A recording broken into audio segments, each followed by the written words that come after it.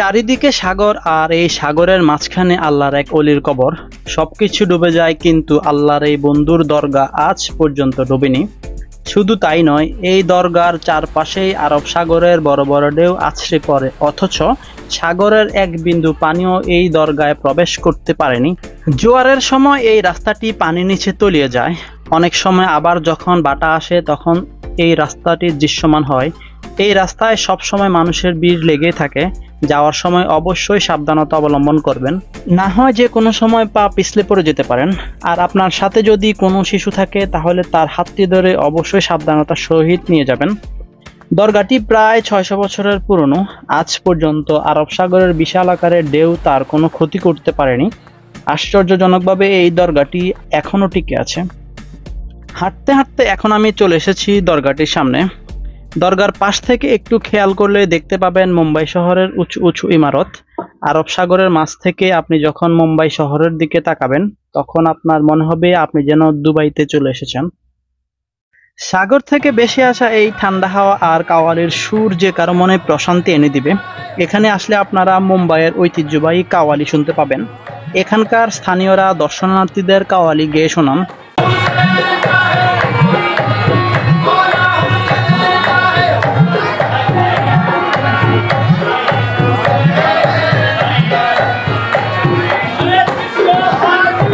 হযরত হাজী আলী রহমতুল্লাহ আলাই সম্পর্কে খুব বেশি কিছু জানা যায় না। উইকিপিডিয়ার তথ্য বলছে প্রখ্যাত এই আউলিয়া উজবেকিস্তানের বুখারা নগর থেকে ভারতে ইসলাম প্রচারের জন্য এসেছিলেন। তার ডাক নাম ছিল আলী, আর পুরো নাম হযরত হাজী আলী শাহ বুখারী। তিনি ছিলেন বুখারার এক ধনী বণিক পরিবারের সন্তান। প্রখ্যাত এই আউলিয়ার জীবনী সম্পর্কে একটি গল্প প্রচলিত আছে। একদিন এই বুজুর্গ বুখারার একটি মসজিদে নামাজ আদায় করছিলেন। ঠিক ওই সময় এক মহিলা মসজিদের পাশ দিয়ে কাঁদতে কাঁদতে যাচ্ছিলেন। তখন এই বুজুর্গ তার কাছে কান্নার কারণ জানতে চান। এরপর মহিলা বলেন সে বাজার থেকে তেল কিনে ফিরছিলেন, কিন্তু পথের মধ্যে তেলের বোতলটি হাত থেকে পড়ে গিয়ে ভেঙে যায়। বোতল ভেঙে তার সব তেল মাটিতে পড়ে যায়। এই অবস্থায় সে যদি বাড়ি ফিরে আসে তাহলে তার স্বামী তাকে প্রচন্ড মারধর করবেন। এ কথা শুনে হাজী আলী রহমতুল্লাহ আলাই মহিলার সঙ্গে সেই স্থানে যান যেখানে তার তেলের বোতল ভেঙে গিয়েছিল।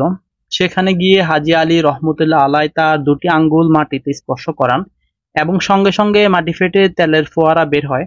এরপর সেই মহিলা বোতলে তেল ভরে তার বাড়ি ফিরে যায়।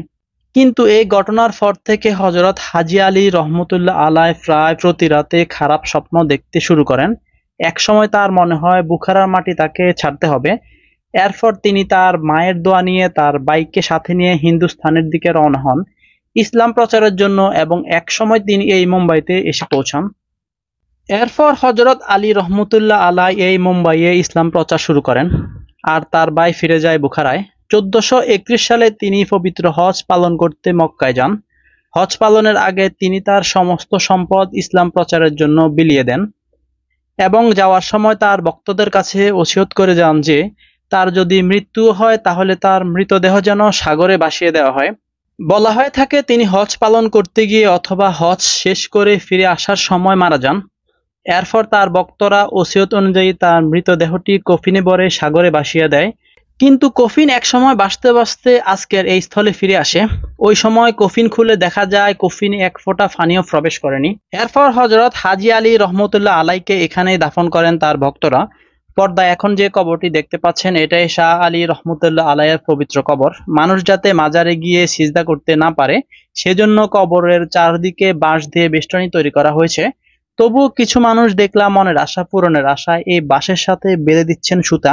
খেয়াল করে দেখলাম দরগায় পুরো দেয়াল জুড়ে আল্লাহর তাআলার 99টি নাম লেখা রয়েছে। হাজী আলীর দরগা আমার দেখা অন্যতম শ্রেষ্ঠ দরগা, যেখানে দর্শনার্থীদের কাছ থেকে কোনো রঙিন কাপড়, ফুলের ঢালা কিংবা মাজারে টাকা পয়সা দেওয়ার রেওয়াজ আমার চোখে পড়েনি।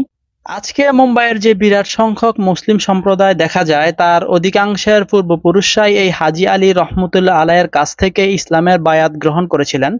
তার এই দরগা সাগরের মধ্যে অবস্থিত হলেও এখানে সাগরের এক বিন্দু পানি প্রবেশ করে। এমনকি 2005 সালের 26শে জুলাই বন্যার কারণে পুরো মুম্বাই শহর পানিতে তলিয়ে গিয়েছিল, কিন্তু আল্লাহর এই অলির দরগা তখনও ডুবেনি। এমন নানা কারণেই এই দরগাকে পবিত্র জায়গা মনে করা হয়, আর তাই তো সারা দুনিয়া থেকে প্রতিদিন এখানে হাজার হাজার মানুষ ছুটে আসেন।